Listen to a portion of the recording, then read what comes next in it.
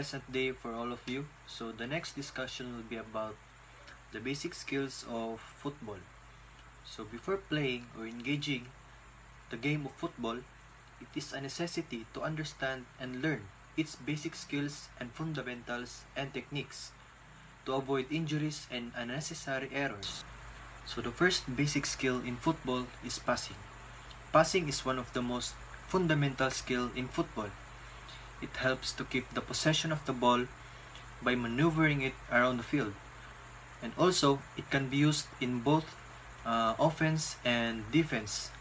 So, for a basic pass, as you can see in the picture, all you have to do is to turn your hip outward, lift your leg to the side, make sure that your foot is on the 90 degrees position, and then pass the ball with the inside of your foot.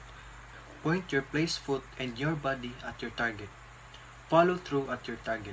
So your placed foot will be your weaker foot and not your kicking foot.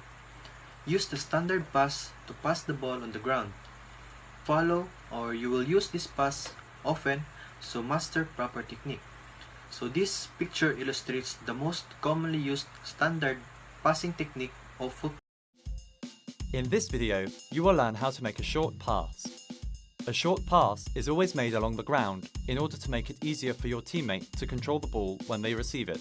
3 techniques are important to remember in order to make a successful short pass: the positioning of the supporting foot and shoulders, the foot's contact with the ball, and the bending of the legs. Firstly, the positioning of the supporting foot and ankles. The supporting foot is the one which does not kick the ball. Position it level with the ball at around 20 centimeters to the left if you are right-footed, like in this example. The supporting foot should be pointing towards the target. It is also important to keep the ankles facing the target. Secondly, the foot's contact with the ball. Kick the ball with the flat part of your foot, in other words, the inside of your foot. In order to do this, open your foot and kick the ball in its center. Finally, the bending of the legs. Bend the supporting leg in front and the kicking leg next to it. This will make you more stable and your movements more fluid. So the next basic skill is to receive.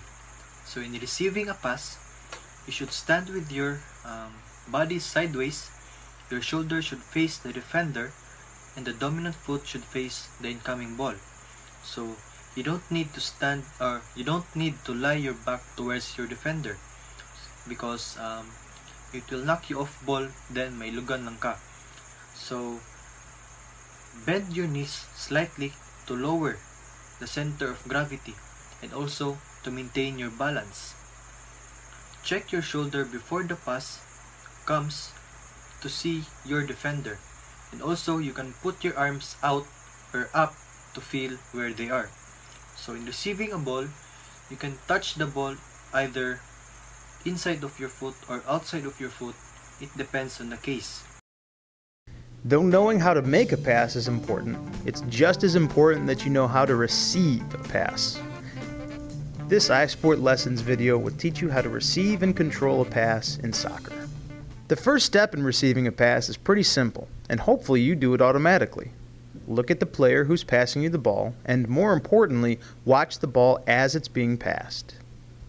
Once the pass is made, your body should be in a position that will make it easy to receive the pass and then immediately control the ball.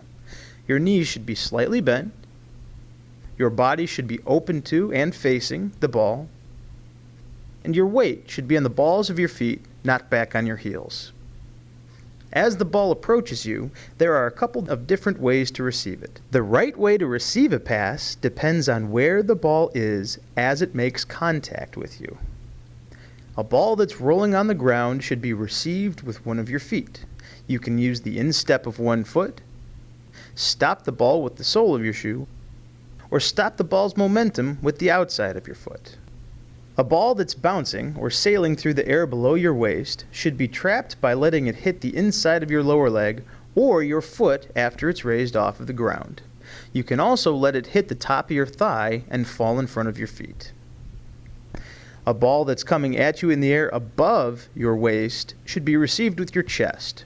Arch your back and bring your arms in, turning your chest and upper body into a flat receiving surface.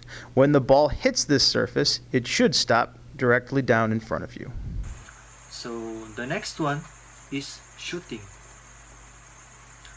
Shooting is one of the most difficult, although it's basic, but it is difficult technique or skill to acquire. So in shooting, all you have to do is to observe the goalkeeper's position. So you need to decide first your target. So your target is towards the goal, where the goalkeeper is standing. So select the best technique of your shot. So there are different techniques by shooting the ball, and it will be discussed later by the next reporter. So put your non-kicking foot. So the proper shooting technique is in the picture. As you can see, put your non-kicking foot alongside the ball. So the ball and the ball and your foot should be alongside together. And keep your head down and eyes on the ball when striking. So para makita nimo yung target and makita nimo ang bola. So keep your body over the ball. So keeping your body over the ball maintains your focus and accuracy. So make contact with the middle to top half of the ball. So dili pwede na baba ra kayo ang sipa nimo because maigo imong tiil sa yuta. And also dili pud pwede kung taas ra kayo because dili nimo maigo ang bola. So the last one is to maintain your composure. You need to maintain your focus for better accuracy, for better striking, and for better force.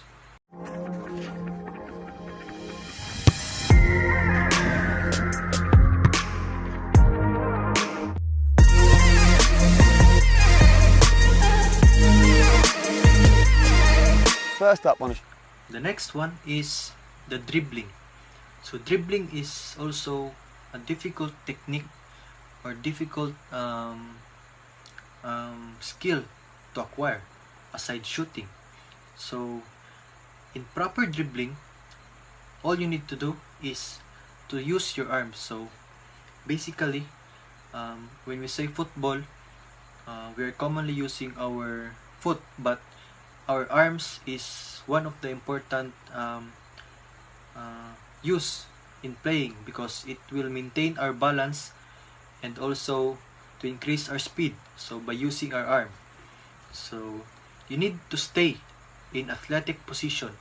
So dili pwedeng lamya. So you need to be in game faced position. You need to be aggressive as always. So in pushing or in dribbling, based on the picture, you need to use your front foot. So dili pwede na inside foot ang imong gamiton because dili ka maka-acquire or dili ka maka-develop speed if inside foot ang imong gamiton. So by using the outside foot or front foot, the acceleration is constant. Kanang diretso lang gid ang acceleration because you are just focusing on facing a forward direction. So for a better dribbling, you need to use your place foot correctly. So your place foot is your weaker foot, which is yung pantulak. Kumbaga, yung pantulak mo para maka-accelerate. Hey, it's Coach Ben from Online Soccer Skills, and today we're going to be working on dribbling the ball. This video is for beginners. If you want to really learn how to dribble the ball with speed, you have to have control first. Here, and I'm just going to be using my right foot first. I'm going to dribble out to the cone, and when I get to the cone, I'm going to dribble back with my left. And you want to focus and concentrate on using your laces. So you want to point your toe down and touch the ball. You want to get as many touches as you can. Remember, we're about 5 yards away. After you get through this drill, you can move the cone back about 10 or 20 yards if you want. Then you can extend your touches and run with the ball faster. All right, let's just get straight into it.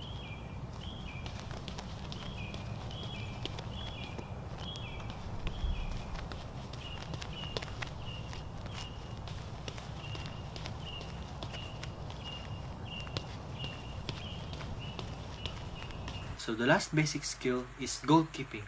So goalkeeping is considered the most difficult and challenging skill in football. So in order to understand and know what goalkeeping is, we need to know the positioning and stance. So goalkeeping stance, based on the picture, as you can see in the picture, helps the goalkeeper to easily react and gather the ball from the opponent's attack. So in catching, the best way of catching the ball is to form a W-shaped hand with the use of your thumb and index fingers, with your hands open and your palms facing away from you. So W-shaped catching technique is the best way to catch the ball, and it is also used by many goalkeepers around the world. So next one is the scoop save. The scoop save, the goalkeeper are using its arms and chest to secure the ball. Also, the last one is the diving. So we have two basic diving techniques. The first one is the ground dive or low dive, and the aerial dive or high dive. So that's my report all about. Thank you for listening.